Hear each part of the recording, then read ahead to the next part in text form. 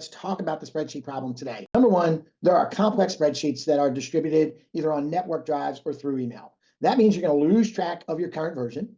And, I was joking the other day, raise your hand to yourself if you've got at some point a final version 2, a final version 3. It's absolutely hysterical because I can't even begin to tell you how many times I created my boss would say to me, this is the last version. And I'd be like, okay. And I would mark it final. And then they would come back and go, can we make another change? So the next thing you know, you've got final version 1, final version 2. So you never even really know where it is. Then you've got to worry because you're passing this out to so many other people. That statistic that I gave you a little earlier, that errors can creep in.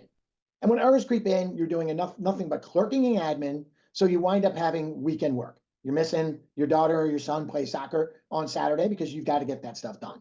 What if analysis and reporting becomes manual and tedious? Because trying to make changes, your boss comes out to you and tells you some outlandish thought process. We're going to open up a new store. We're going to open up a new department. We're launching in another area, new region, and they want to see what it looks like. But don't change the overall budget. We just want to see what it looks like. So that becomes, woo, holy cow, that is a lot of spreadsheets, right? And now you've got new scenarios that are going to take days, not minutes, and copying models and pasting, and now you've got more potential errors again, and you've got time wasted getting aligned on the actual numbers and those underlying assumptions.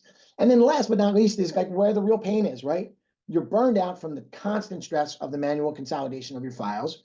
The repetitive tasks are sucking up your time and your energy, and there's no time for what you got hired to do. So the interesting part was I was hired as a senior financial analyst. I never analyzed a single solitary thing. It took me 20 work days just to get our information together. So you can't help, the things you wanted to be able to do, the things where you wanted to help the company make better decisions are things that you just simply can't get to. And if we had more time, I could give you a million use cases of things that we've done here at Paris